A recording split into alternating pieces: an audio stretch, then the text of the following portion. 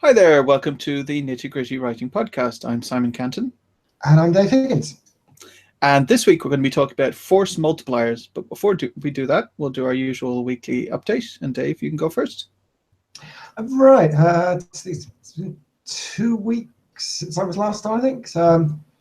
Two drabbles, written, polished, published. So I'm still on track to do one drabble a week for the entirety of 2017, although obviously we're not even a third of the way through yet, so I'm not too buzzed about still being on target. What else have I done? Work on my collection of short stories. I was stuck on a little niggle about how to transport a dead body across Europe. And it's one of those things where you discover, how do I research this? And theoretically, I could ring up the various customs organizations across Europe and say, hi, I'm looking for plausible ways to move a dead body across your borders without getting stopped at customs, but they're unlikely. Well, no, they would if you said, hi, I'm an author and I'm researching a story.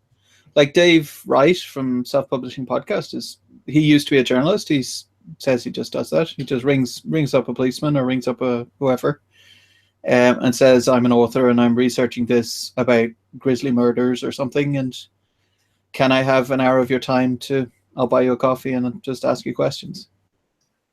So it is possible. Might work then. And it's quite like you get the truth, which always rings more true than just whatever you've seen on movies or something, or just making it up. I suppose, yeah.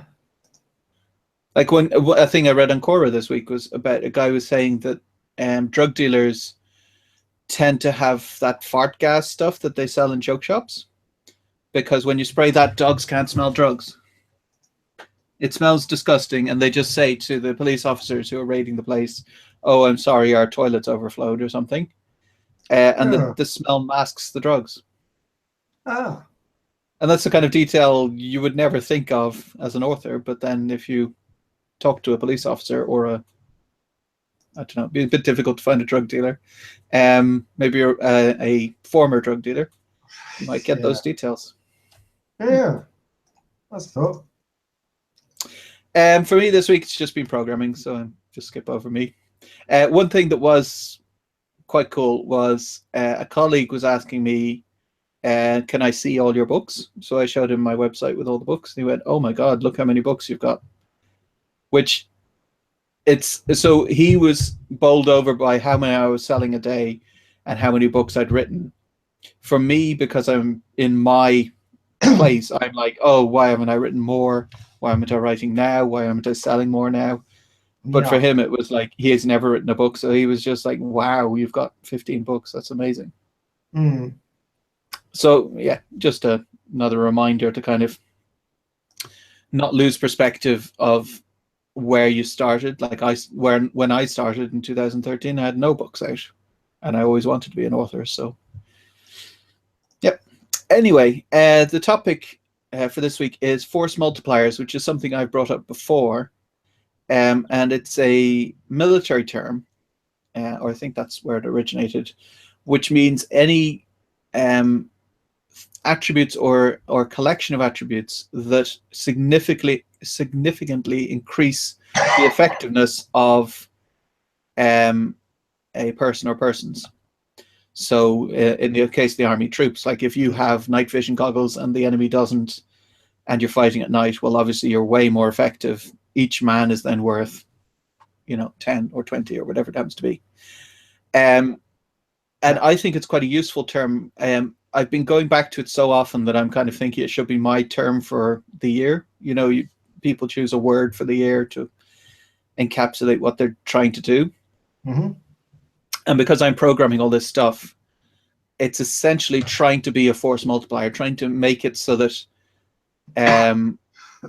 it's still just me creating the books, but that my work is then more effective in either creating better books or being able to sell more, or different things like that, getting better feedback, whatever it happens to be. So I think essentially force multipliers, as I see it, are broken down into two types when it comes to writing, and that's learning and tech. So you can learn to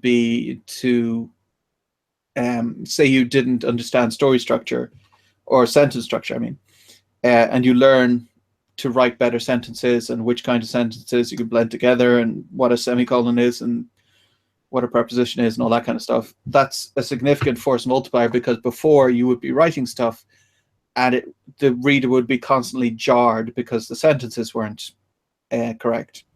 And when you learn it, then the sentences flow. Or another one could be your drabbles, where you're teaching yourself how to be more concise in your writing. Yeah. So that could definitely be considered a force multiplier, because when you have trained yourself up, then the writing you do after that point will be more concise and draw more readers in. Fingers crossed. Yeah. Well, I mean, that's the same. The same is true for anything we try to kind of better our writing or better ourselves. Is we just have to kind of hope that we can do something that makes a significant improvement. Yeah. So so I think in this technological age, we obviously have a lot of applications and apps and things that can help, along with a lot that can hinder. I guess there should be an opposite term, like a force divider or something. Like Facebook would be a force divider if you spend too much time on it. Possibly, yes.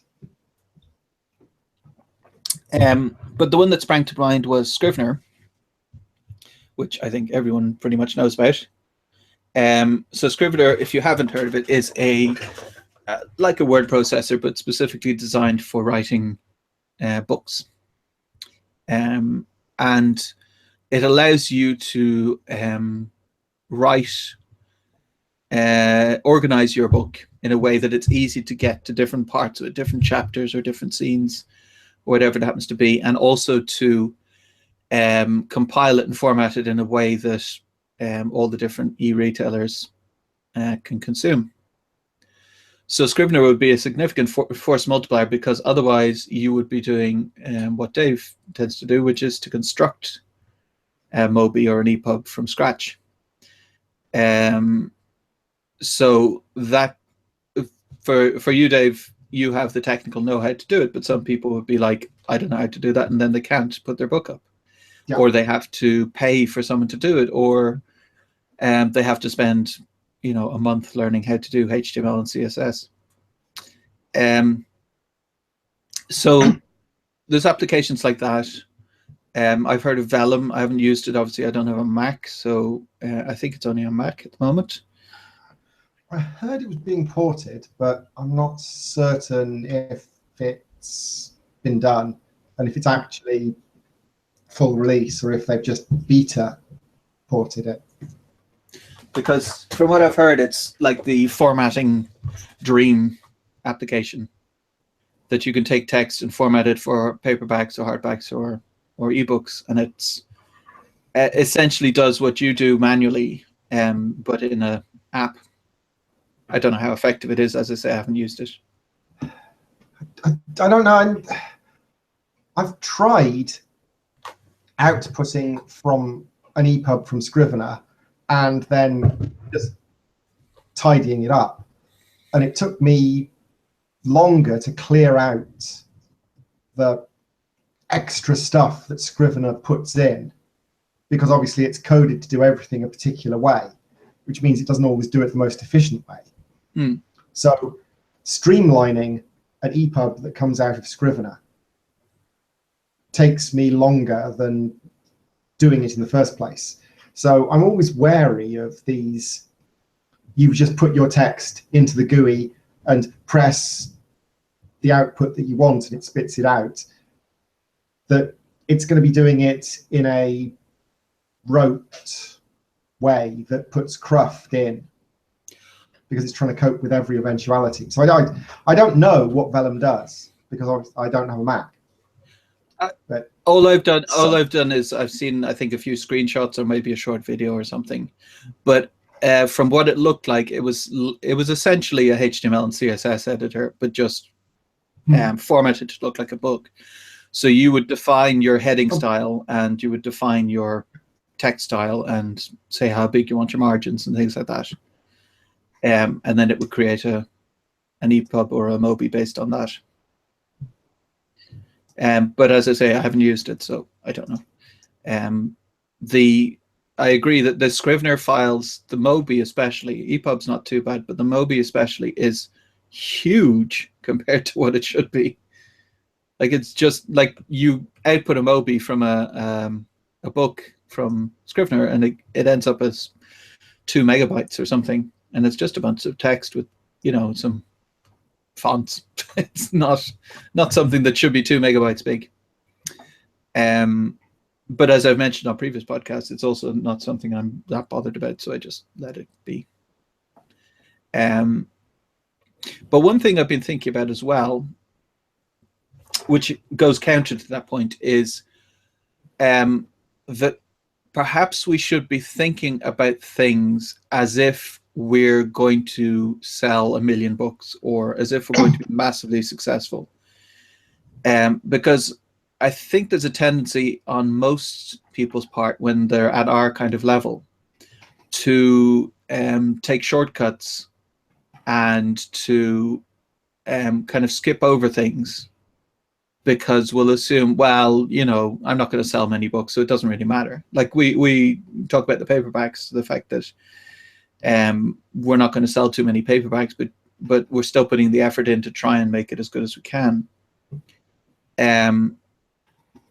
So I'm wondering whether, if you put enough kind of effort in, enough force multipliers, enough, it's difficult to know what the key kind of component is, whether if you have a beautifully formatted paperback, someone who buys that then recommends it to their friend and goes, oh, this is amazing. This is such a beautiful book and you need to buy it. Or other things, like just the layout of your product description. Like, most people just throw a product description up there, and they worry about the content but not necessarily the layout. But if there was a way to kind of change the line feeds or change the whatever, so that it created more drama or pulled more people in or something like that, to use not just the text but also techniques of the text. Yeah, with some things I think you're stuck with what you have to do. I mean, there are certain very stripped down formatting commands that Amazon will accept. Some of the other retailers will accept. But I think how the word wrap works, how these things work, is very much you're stuck with what the retailer has decided to code in. And even where you do have, even if you did have a certain amount of more flexibility, I'm aware of accessibility and cross-platform performance and so on.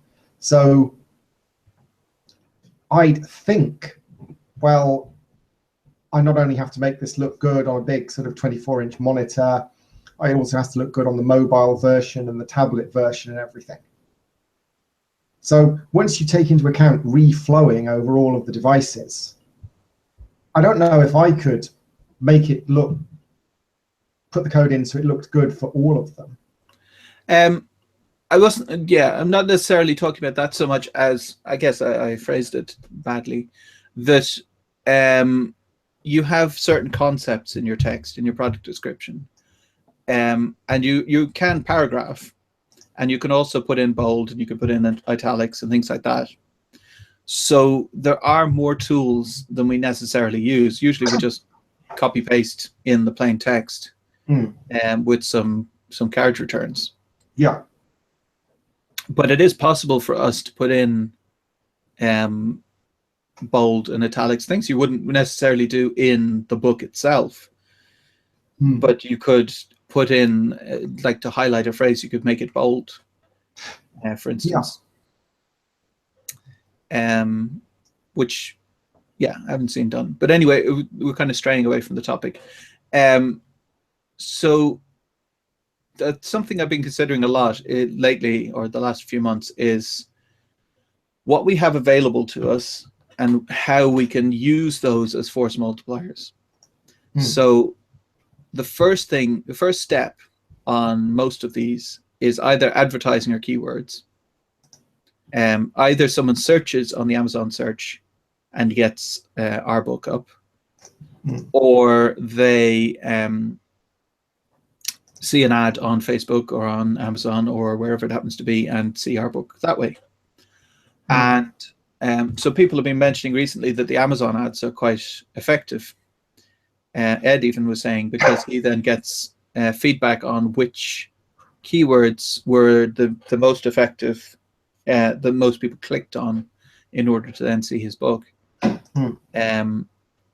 So I think that's certainly the first step where a force multiplier would be incredibly useful. If you could come up with an app or something or a methodology even that enabled you to come up with better keywords.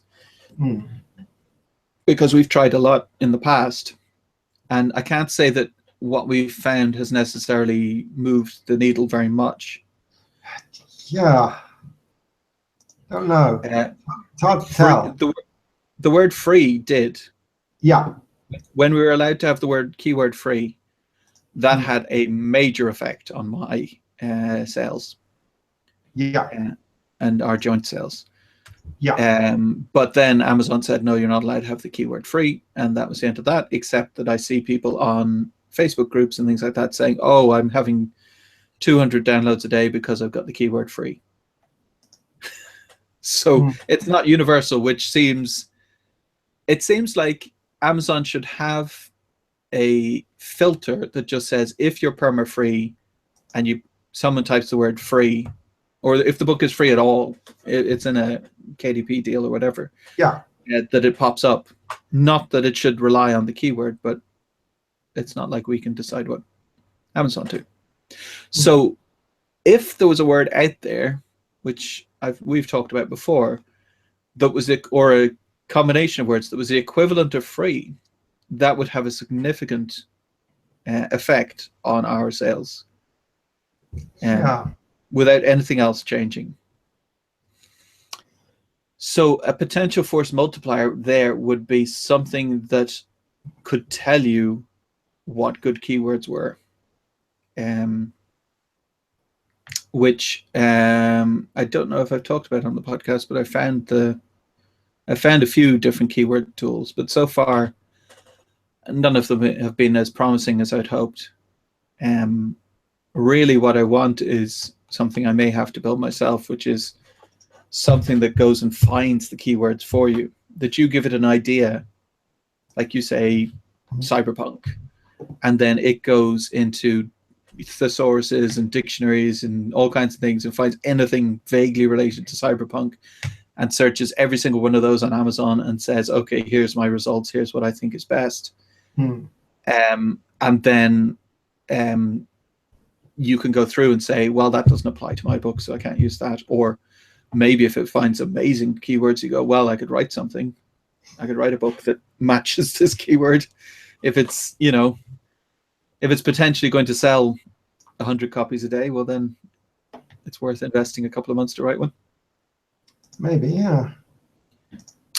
Another thing I've been thinking about, moving away from Amazon, is touch typing, which I think I've talked about before as well, which I've been trying my best to practice, but it is so painful. because I'm used to. So, according to people who can touch type, they can write about 2,500 to 2,800 words per hour.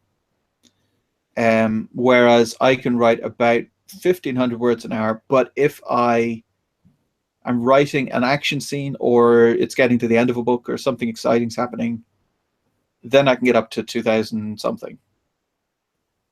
So essentially, if I could learn to touch type, I'd be doubling my words per hour, or words per minute, however you want to calculate it. But at the same time, when I'm trying to practice, it is so painful because I'm so much slower at the moment touch typing than I would be if I used 3 fingers or 2 fingers, whatever I do at the moment. But that is a significant force multiplier. Essentially, if I write for the next 30 years or whatever it happens to be, and I can double the amount of words I can write, that's a substantial improvement. Obviously, I'm not improving the speed of thought, so I may be sitting there trying to think of the words to write, but at least the actual finger on keyboard bit would be faster. I don't know. Do you touch type, Dave, or do you do what I do? Sort of. I'm not. I have a habit of hitting caps lock instead of left shift because my hand don't quite sit in the right place, and I'm not great at the top number line. But sort of for typing well enough for a first draft, I can probably touch type. I know Garrett Robinson mentioned he touch types, and he taught himself to. Yeah. And he's much faster than I am, in on average. Yeah. As I say, I can hit higher numbers and he hits lower numbers sometimes, but on average, he'd be way faster than me. I don't think numbers are a good comparison across 2 different people. I think it's sort of before and after you taught yourself. I'm a lot faster now that I've got myself to the point where I can type words with reasonable clarity without having to look at the keyboard at all. So I can turn the monitor off, type, and then turn the monitor back on, and it's pretty much as good as if I'd had the monitor on so I could see what I was doing. And I don't tend to, because it slows me down slightly with that moment of hesitation, thinking, am I hitting the right letter? But for actually proving that I don't need to be able to see what I'm doing, I'm good enough that I can do that. And it's made me faster, which was my aim. It reminds me, this is off topic, but back in the 90s, I was working on a project where we had a mainframe in Austin, Texas, and we were in Dublin. So the connection was going, this was in 97, 98, something like that, so it was slow, going from us to Salisbury in England, over to Austin, Texas, and then back to Salisbury, and then back to us. So each time you pressed enter or refresh the screen in any way, it would be 30 seconds to a minute. So then you had to get good at typing without seeing what it was on the screen, because you would go 20 screens ahead and then you go do something else for a while. So that just reminded me of doing that. Oh, yeah. And there, if you got something wrong, like if you mistyped something, that was a command, which meant that all the other commands failed because you weren't in the right screen at that time. So then you'd have to do it all again. But yeah, connections are a little faster now. Yeah. So yeah, I wonder, do you think, Dave, there's any other things about the mechanics of writing that would be useful in that way? That would speed you up? I think I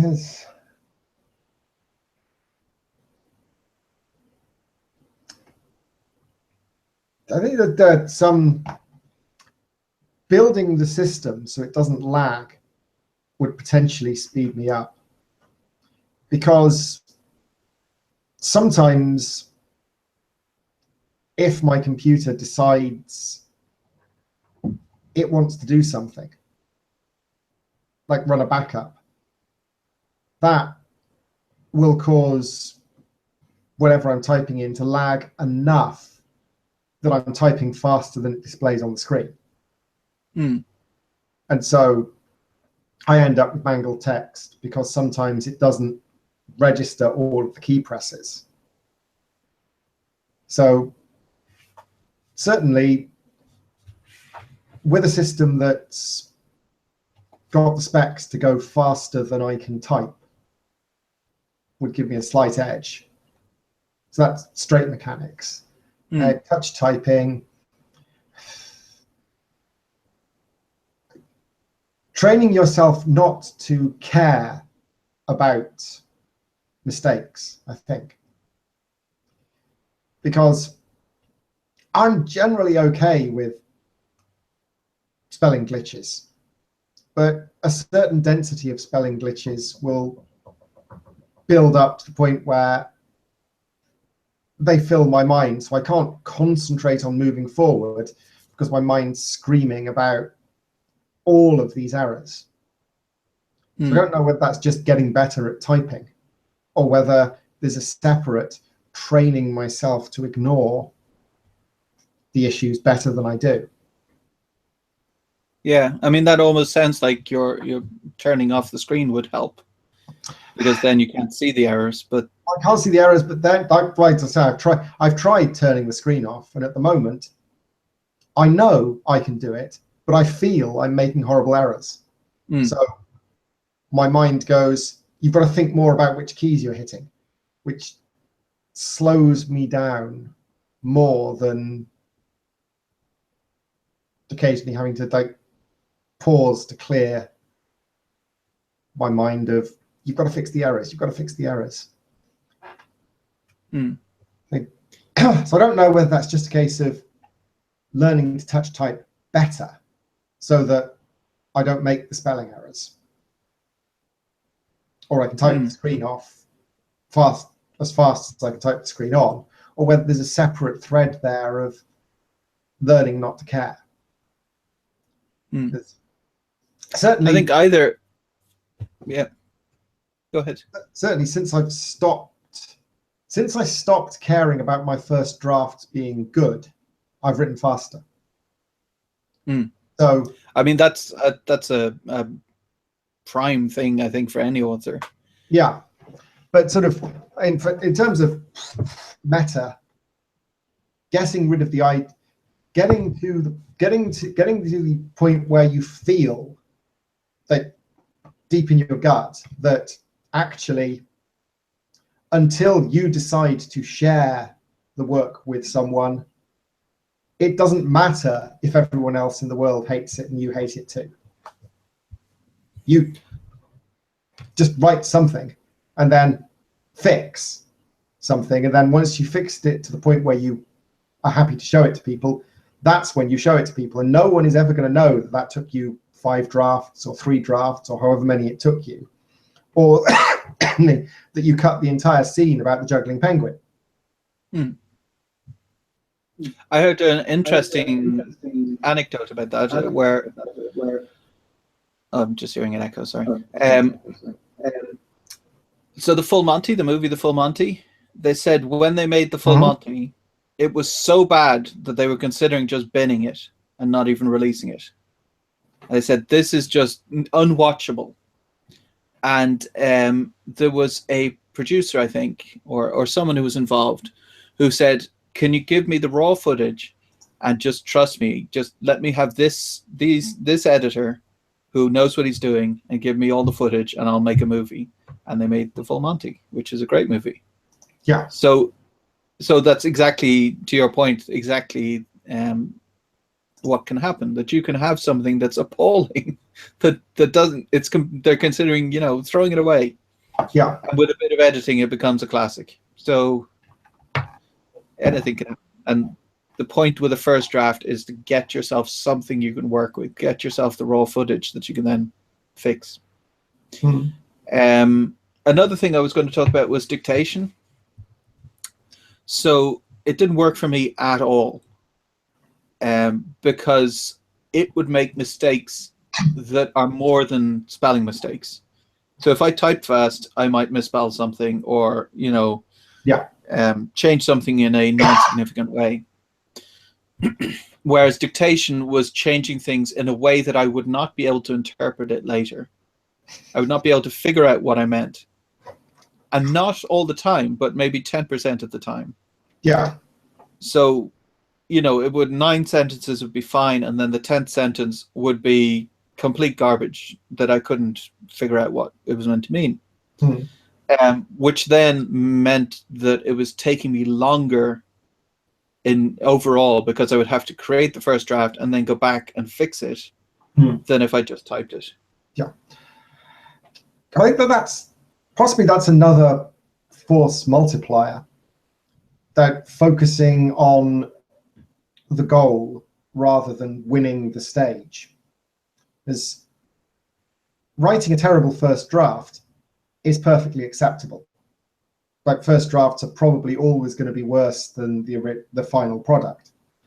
But if your process is churning out a draft that's so bad that you're having to put in more in an editing stage than you would have spent not having those errors in the previous stage, then overall it's costing you time.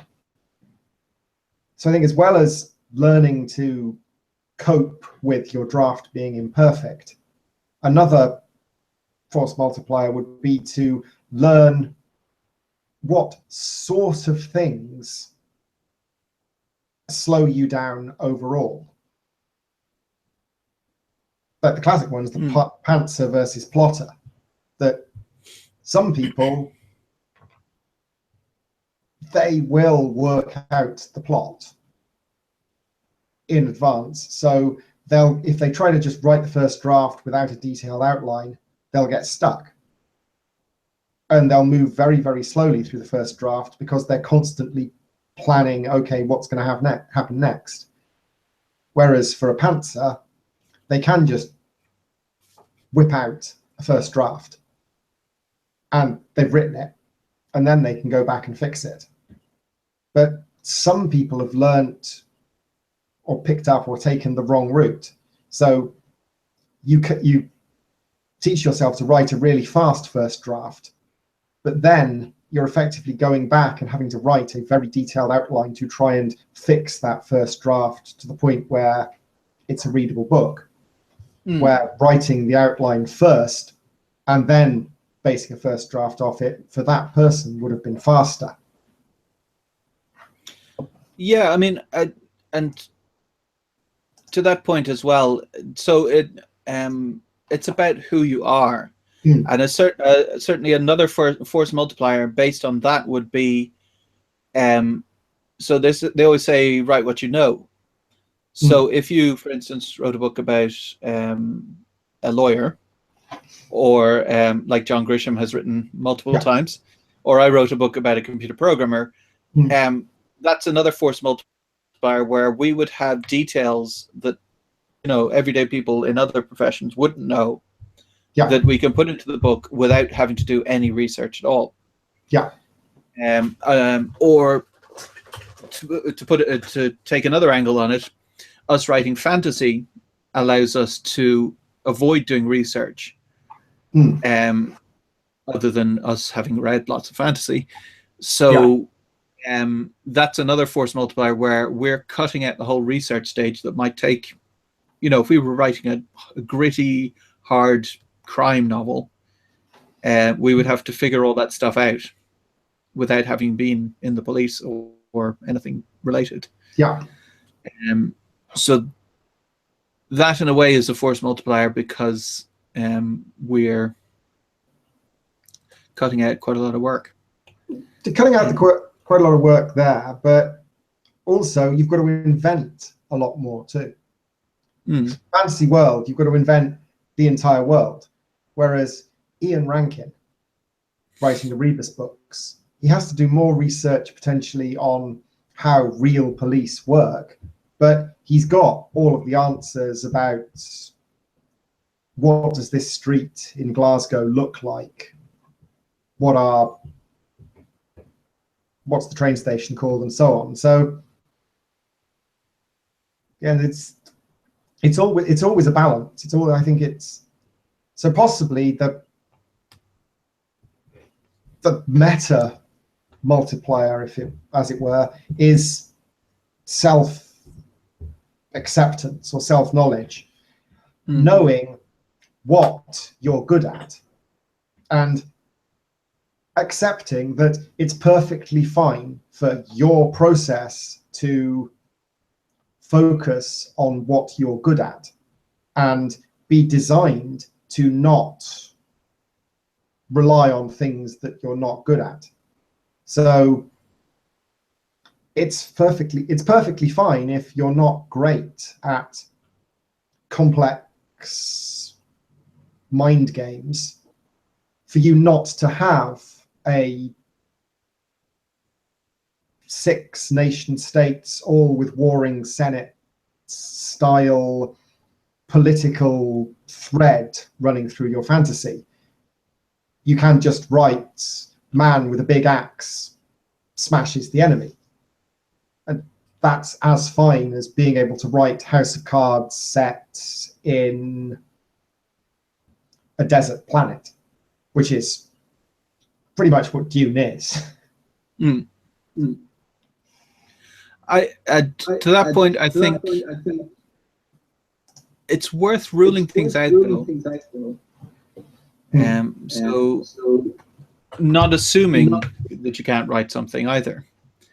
So not necessarily launching into a 100,000-word novel in order to prove that you can't write a crime book, but you can certainly write a short story and try it out, or write a short story of historical fiction or whatever it happens to be. Yeah. And see, like a good experiment would be to write 12 short stories in 12 different subgenres, each of which you might experiment in another way as well. Like you pants one and you plot out one and you try different methods of doing things. Because if you can find something, say 11 of those short stories are complete garbage, but the 12th one teaches you something that then you can use going forward that makes you faster or makes you better, then that's certainly worthwhile. Yeah.